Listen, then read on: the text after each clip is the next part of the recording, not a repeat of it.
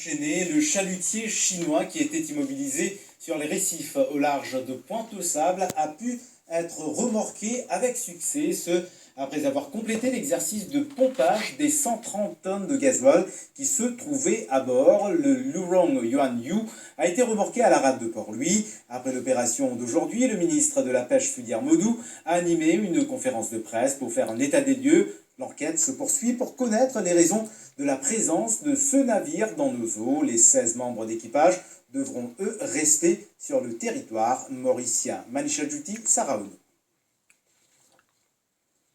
Les équipes de Polyéco, du ministère de la Pêche, de la MPA et d'autres professionnels ont eu fort à faire pour réussir à remorquer le Lurong Yuan avec succès au quai D à Port-Louis. Une opération qui a abouti cet après-midi. Il a fallu auparavant pomper tout le carburant du chalutier.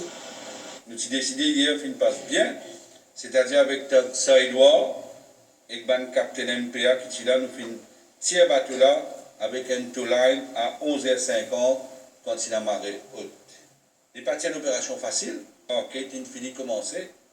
Le capitaine il finit à respecter le bateau, il finit à collecter une évidence ensemble avec Central Shady depuis lundi dernier.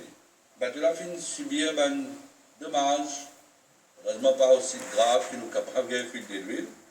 Alors le directeur de shipping, M. Donat, finit donner une notice pour diter un bateau là. Et là, bateau là, il sécure le quai. Tout le membre d'équipage, pas pour qu'à quitte Maurice, pour que vous ayez l'enquête.